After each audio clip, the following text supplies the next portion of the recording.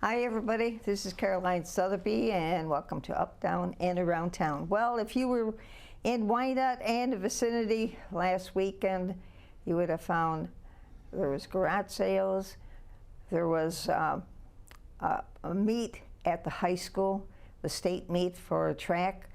The kids and volunteers were putting flowers in the flower beds down Biddle Avenue and around the area.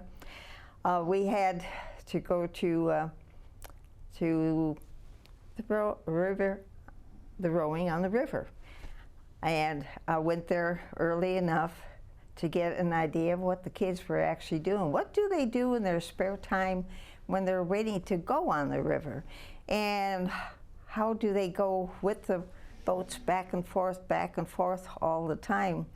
They even made use out of our shoreline, which in that area still has the rocks, and they enjoyed sitting on the rocks and being near the boats. So for Local Sports Wrap-Up this week, we'll give you a bird's-eye view of basically what happened and who were the winners. Well, right now we got to go to some other winners. They had been on my case for a couple of months, wanting to come on the show, and finally we made it, right? Yes, ma'am. David and Leona. You say Desi or? Desi. Desi. Okay, all right. Okay, when I first met you, you were telling me, well, we do this, this, and this, and I'm thinking, wow. Okay, first of all, you got interested in lighthouses, and you have pictures with you, but how did you two get involved in this? I believe it came, took a trip to Mackinac Island. Uh-huh. And we came back from the island, and I enjoyed the island, and I says, instead of going down 75, let's go down the Lake Huron shore and look at some of the lighthouses. Uh-huh. And I went there, and my purpose was to photograph these lighthouses. And once I started, I got hooked. Yeah. I enjoyed it. And I just enjoyed picturing what it would be like in those days when people lived in lighthouses and things. Did you ever have a chance to go into a lighthouse, though, or, yeah? Yes, we did. We visited stayed at a bed and breakfast lighthouse in Big Bay. And this is the lighthouse that it was. This is it, yeah. And it was fascinating. It had several rooms. They did tours the next day. Really? Of little waterfalls and places that you can't get to. Really? By land or by car yourself. So it was really interesting. And there's another one that is a bed and breakfast. This we visited, we didn't stay there, but they had 12 rooms and they were very exclusive. I bet. Victorian Where was that? style. This is the Sands Lighthouse. Sands Sand Hills. Hills. Yeah. And was actually owned by a person in Dearborn who restored it. And now it's under renovation for right now, but they had 12 bed and individual breakfast and rooms and baths, separate baths, everything. So that is the Big Bay is the only one right now that has bed and breakfast. Okay. Since you've taken these pictures, though, have most of them closed, or are they still up? This one is this did close, and it's under renovation. Yeah. This third one is closed now. This is Jacobsville. Oh. And this is closed now. That's pretty. Yeah. And it's up for sale if you want to buy it. If you want to go there. Hey, you never can tell. Somebody might say, why not? Yeah. A lot of these lighthouses now, though, are looking for lighthouse keepers. We were keepers at one in Sheboygan. Okay. And a lot of them are looking for keepers, and it's a wonderful experience. I mean, you get to know people. We had, when we were there, had a person who was the lighthouse keeper's daughter come through and tell really? us how it was when they were there. But just when you think of the nostalgia of it, how many boats and people they saved navigating them into Yeah. the rough waters, and it's wonderful. And he'll tell you more about the ones that are looking for keepers now. Okay. All right. Well, You're in the real estate business, huh? No. I have nothing to sell. But I want to thank you for inviting us onto your show so we can share our experiences. Okay. I mean, there might be some people out there that say, hey, I've never seen one. I might like to go for a summer vacation or maybe become a Well, keeper. Leona and I were talking about that, and we thought, well, with the COVID scare, people are maybe reluctant to go to places where there's a lot of people. Mm-hmm.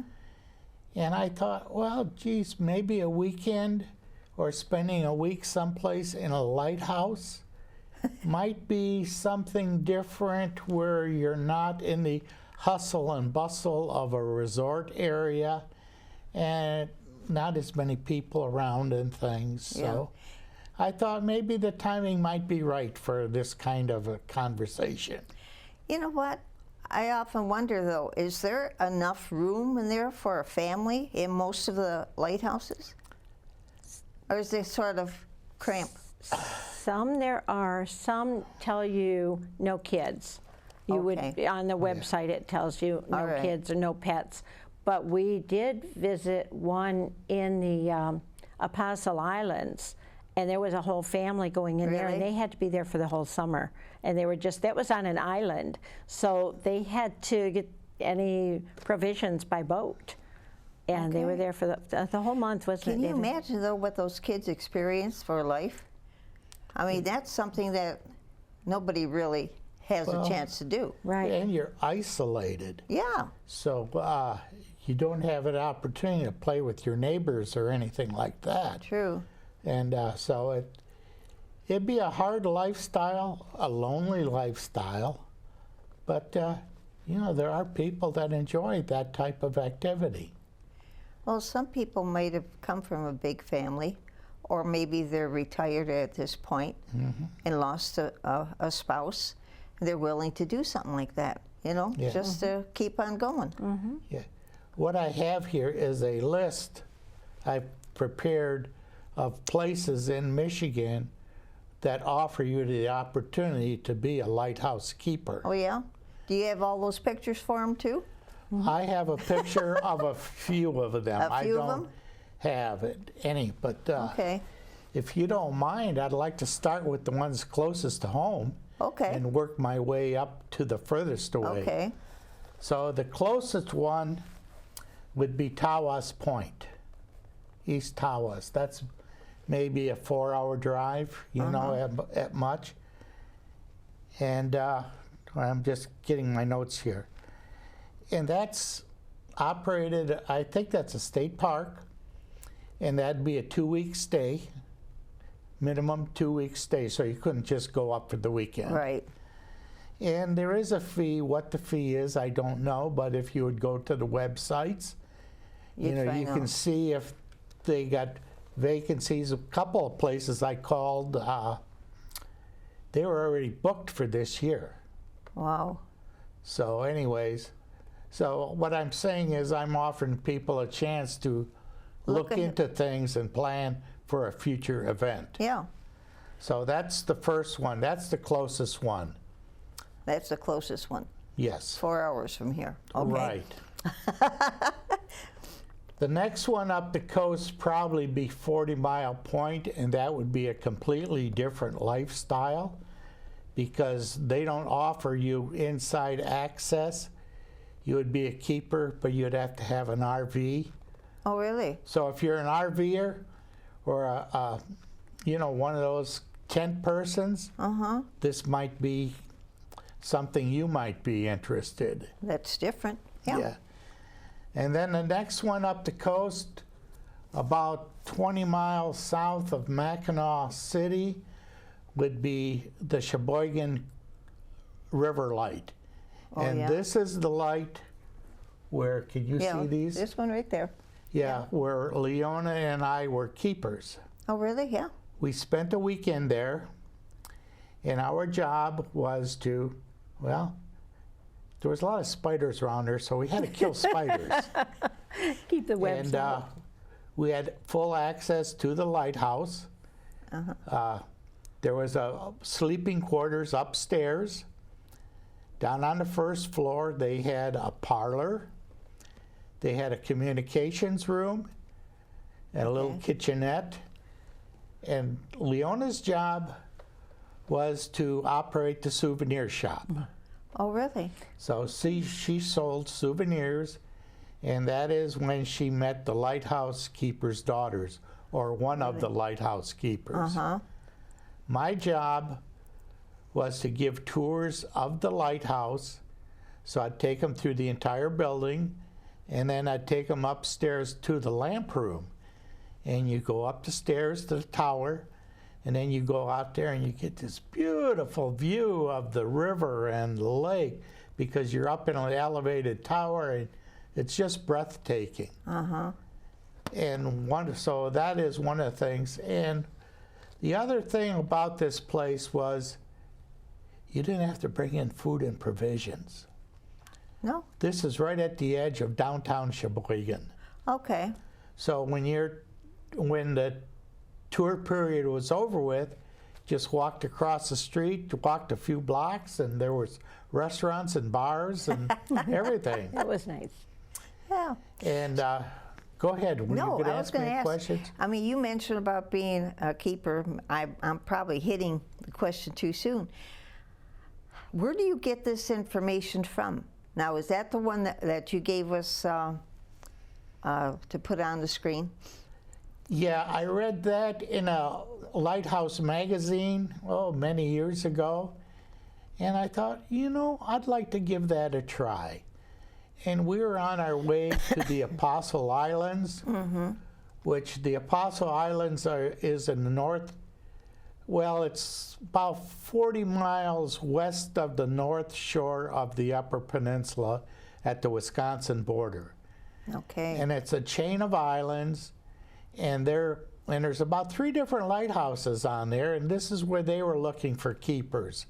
And they take you, but you have to bring your own provisions in, because they take you in a boat and drop you off. Oh. So if you run out of toilet paper, You're in trouble. big trouble.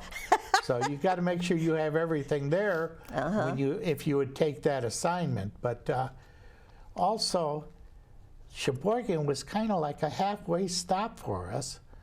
So we didn't have to motel it.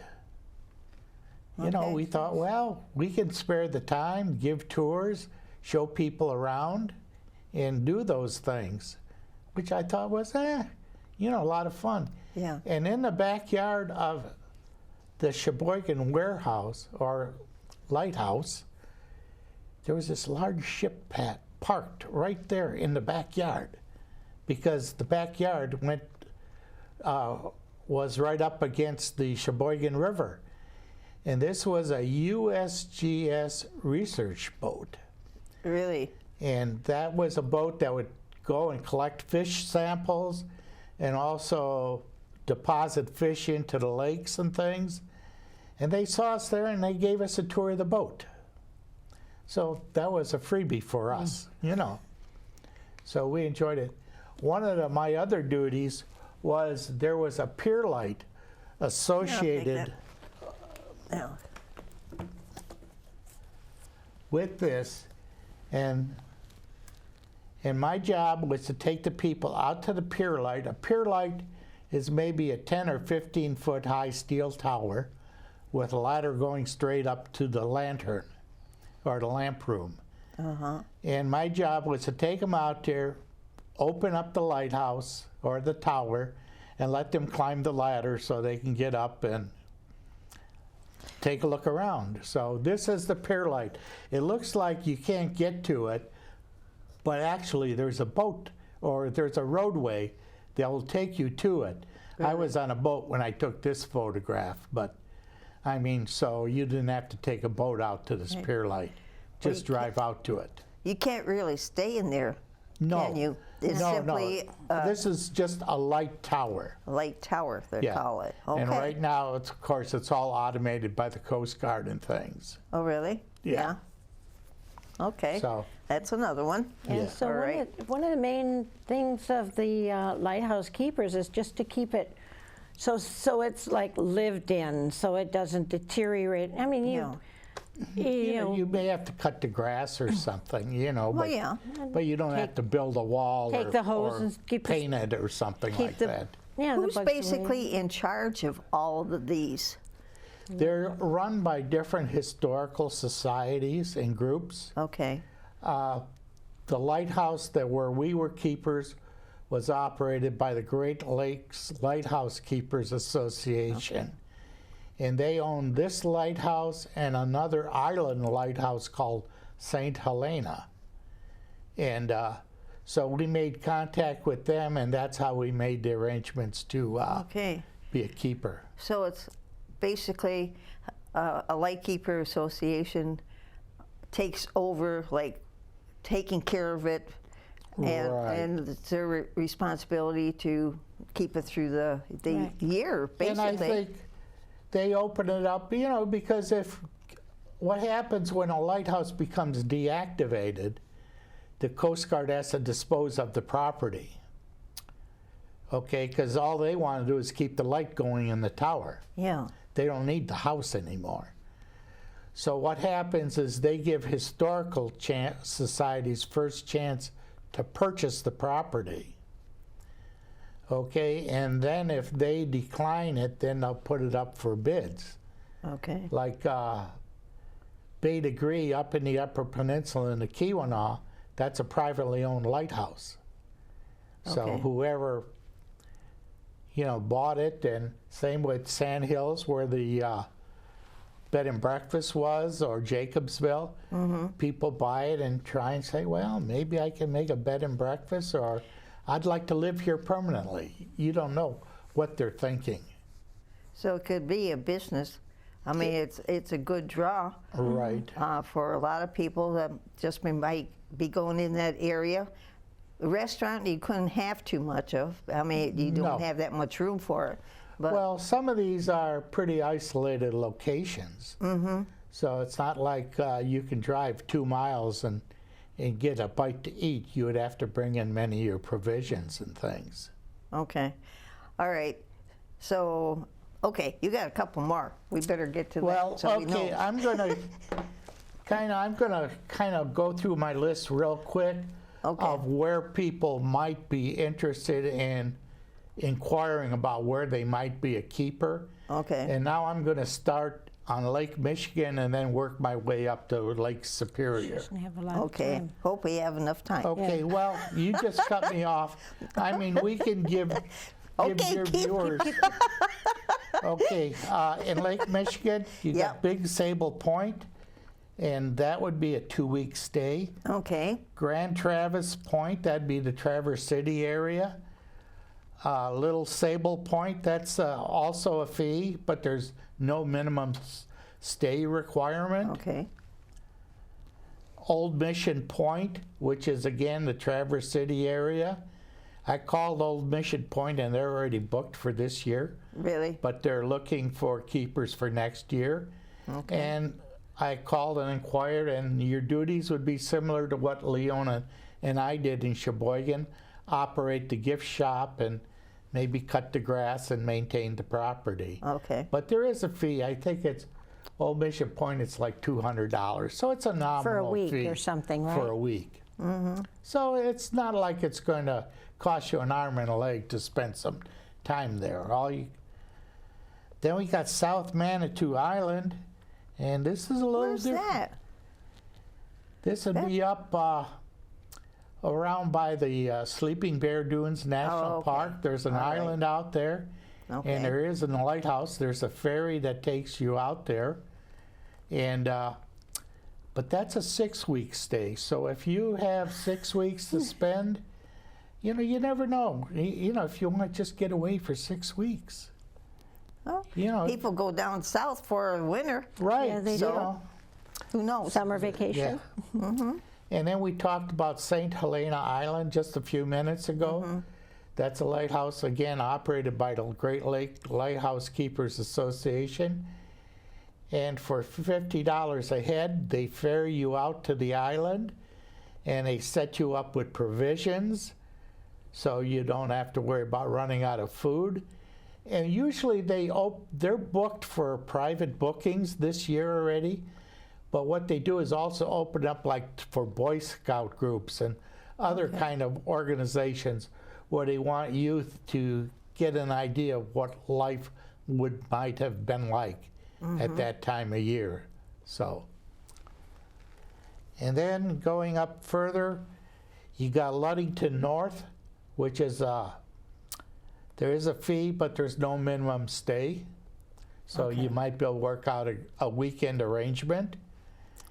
And then there's a White River Light, which is probably a little north of Ludington. And I don't see a charge for this thing, but they're looking for weekend keepers. Okay. I talked to you about Sheboygan. Sheboygan is looking for keepers right now. So, Well, that's sort of unusual. Well, not really, because this is pandemic area yet, and people are sort of cautious. yeah, people are gun shy a little bit, you know, and so these are places that you don't have as many people around as you might have in other places. So then we go up to Lake Superior, and these are for people that don't mind taking a drive, because these are all in the Upper Peninsula, along the north shore of the Upper Peninsula. Okay. And there's Chris Point. Chris Point is just west of Whitefish Point. I'll talk about Whitefish Point in a minute. And to get to Chris Point, it's kind of not the easiest road. It's not blacktop, one-lane sand trails or sand roads to get there. And once you get there, you're there. And if you were to stay there, Don't get sick. this is for someone that really want to camp it and wilderness person, because you have to bring everything in, including your own water.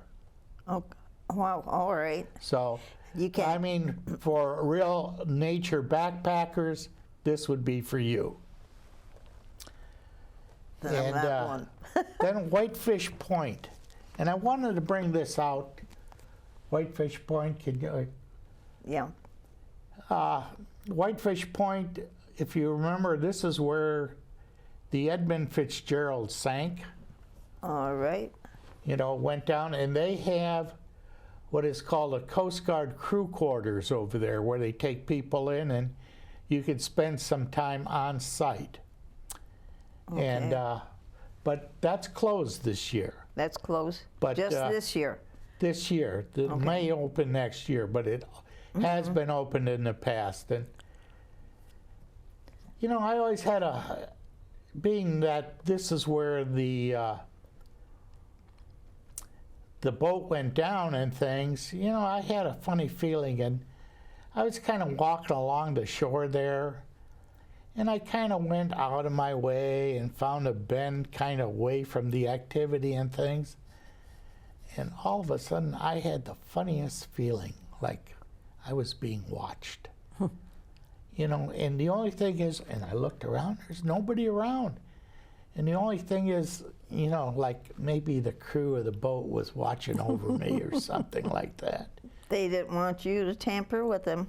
Well, I wasn't going to go down to check out the wreckage or anything, but it was just the funniest feeling that I had. That But didn't you say? it just put chills down me.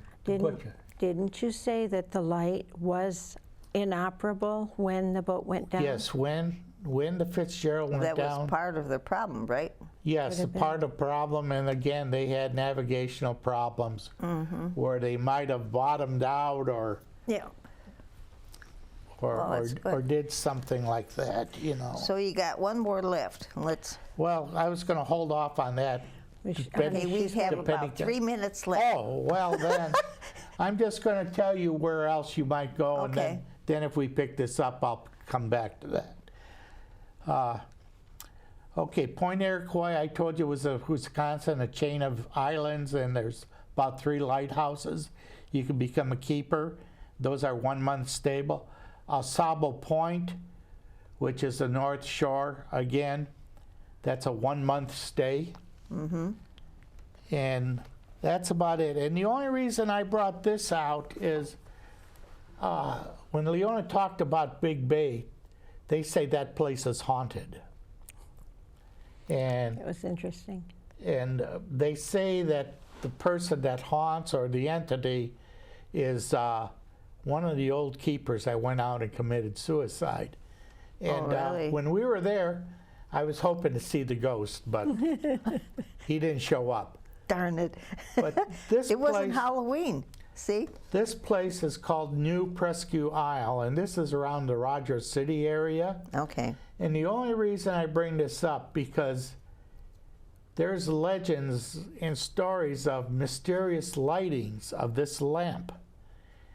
And there's no power going out to the light.